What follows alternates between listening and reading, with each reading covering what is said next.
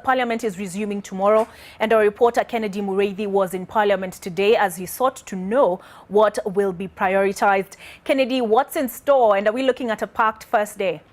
Well, Parliament resumes to a full entry, and the first order will be reconstituting committees, starting with the House Business Committee, which is the most important, and that is tasked with coming up with the House's calendar and also the order paper. Then at that particular time also, the committees follow. They have to also reconstitute the committees, as it is an integral part where the Parliament actually works on. Then the political parties have, however, not shown so much interest in changing the membership of the committees in probably with an exception of a few. The most critical piece to all this to be considered is the budget policy statement, which would take at least up to June when the budget is expected to be read.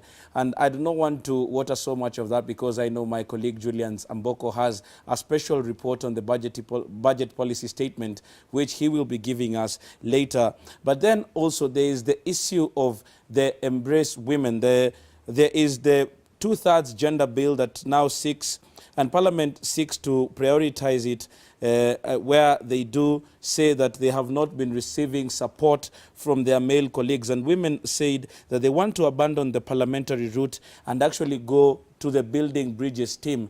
But also, as we saw today, is that the leader of majority, Aden Duale, now says that this is not their bill and it has to come through Parliament because it is his bill, and he is really looking towards making sure that this bill passes. He says that the party of Jubilee has expressed instructions that this bill has to pass. But there are also other issues that we really need to look at, and there are bills that have been pending at the Senate and they will be forwarded to the National Assembly. These are such as the Petroleum Bill, the Land Index Bill, the Irrigation Bill, and the Roads Bill.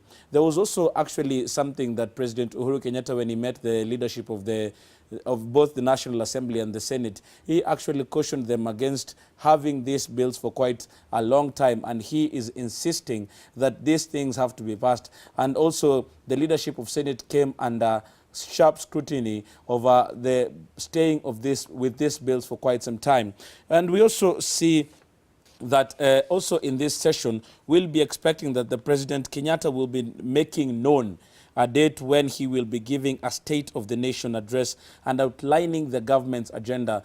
Every year, the President has an opportunity to address Parliament as espoused in the Constitution, and also he wants to make sure that probably what will we be looking at. He'll be giving a comprehensive report on what he would like Parliament to do with regards to the Big Four agenda and what he would want, the kind of monies that he would want set aside so as to actualize this. Remember, President Uhuru Kenyatta has called on politicians and also the cabinet not to politic and focus on the Big Four agenda. So we will be looking to see what is this that President Uhuru Kenyatta will be telling Parliament with regards to the Big Four and also the handshake and how it has helped to shape this country in what we are doing at this particular time. We'll be looking at all this, Olive, and probably President Uhuru Kenyatta and Parliament, we do expect that it is going to be an interesting year for it, and probably interesting in the sense that probably they will be keeping away the politics that they have been